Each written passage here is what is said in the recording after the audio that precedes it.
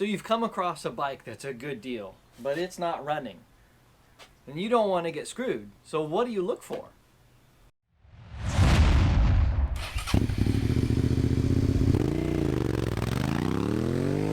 So there you are, perusing online, and there she is, the bike you've wanted. And she's cheap, but she's cheap for a reason, because she don't run.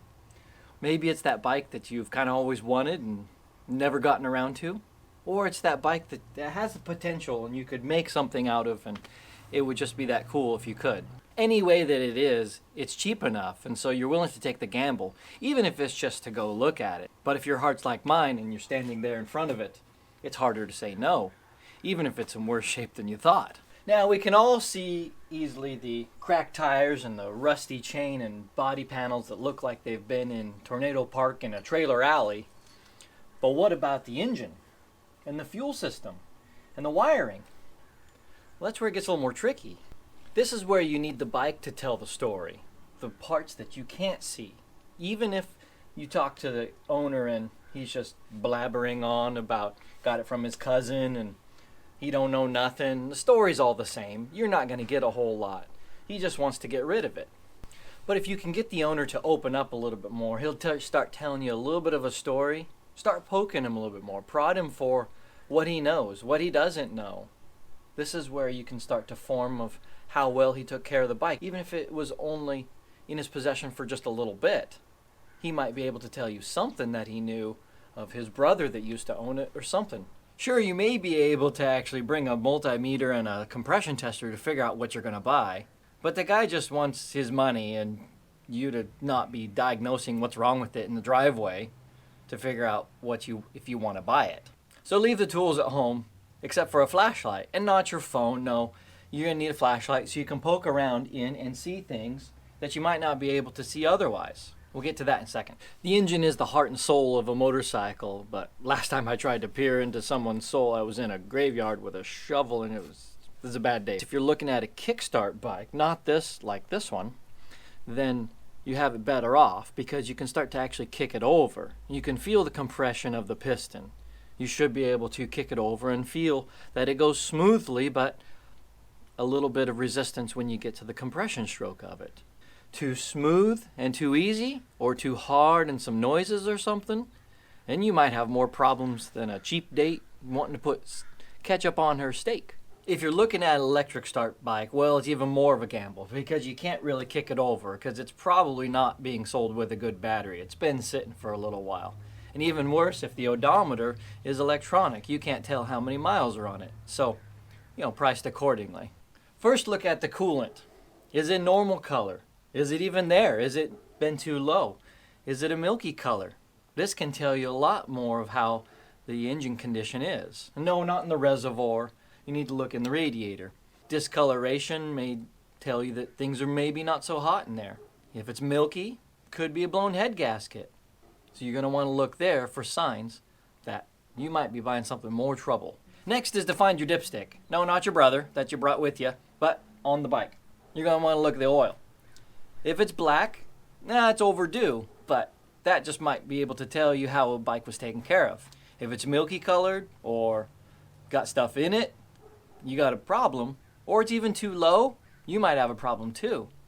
Any of those scenarios, you might be out for in for an overhaul. Next, you need to look for oozing on the engine. Looking for white, which would be coolant, and dirty and oily, which would be oil. Remember that flashlight I told you to bring? Use that. Poke around in there. Spend at least several minutes looking around all that you can see.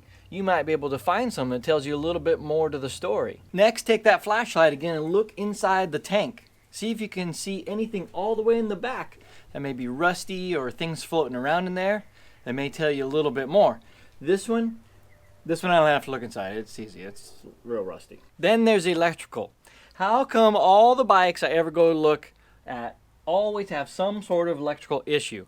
The wiring is not like it originally was. So many times I'm like, what happened here? What were you digging for? This one, obviously, they lost the ignition switch and they decided to hot wire instead. The more wiring issues it has, the more you can start to ask yourself, what were they looking for? What were they trying to dig up? Maybe they had let the smoke out of the wires. And once you let the smoke out of the wires, you can't put it back in. But maybe they were trying to put the smoke back in the wires. And don't let a hot-wired bike like this let you think it's stolen. All too often people lose some keys and find a wire cutters. And there she runs. Or maybe it is actually stolen. On that note, look at the VIN on the frame and see if you can find anything that maybe it was tampered with, painted over, scraped. I don't know, some way something has been messed with. This Hondas here have a stamping on the neck of the frame as well as a label on the frame itself. Those should match, they usually do. But in some states, they should also have engine numbers tracked on the title. Look for the engine number to match on the title. If he's got the title, you start checking that VIN to the frame to make sure you're actually buying the right title bike. Yeah, while you're at it too, check to make sure that the address matches the place you're at too. Otherwise, that owner may have some explaining to do. Another good tip for the experienced ones is looking for something that was just freshly wiped off clean compared to maybe the dust that's on it. Because you're looking mostly at a bike that's been sitting for a little while, outside or inside. It's probably a little dirty. Now, has he cleaned off something recently that he's trying to hide, such as a leaking fork seal or leaking O-ring on an engine? Sticky throttle? Almost always going to need a carburetor rebuild. Most project bikes that I've seen, gotta rebuild the carburetors. Look for things that tell you a story of the motorcycle beneath the skin. This bike had an extra spark plug plugged into the coil wire here, so something tells me they were looking for spark on it. Now something also tells me that the wiring on it was all twisted together, so maybe they did that wrong. Or it didn't run for some reason that they were just trying to find out why it didn't. They were just checking for spark. You don't really truly ever know, but it is a good bargaining chip when you find things like that and you can reason away a lower deal. So then when it comes time, pay him the money, take your heap of a project home and start to dream. And when the gamble is high and the thing turns out to be a big steamy pile of poo-poo, well, you can definitely part it out on eBay or Craigslist to try and get your money back. Well, we just covered a whole bunch of stuff, but there's actually more to look for. So hit the download in the link below for a free PDF of things you need to look for when you're looking for a non-running motorcycle. Stay tuned. The next video is going to show how to revive a bike that's been sitting for a very long time.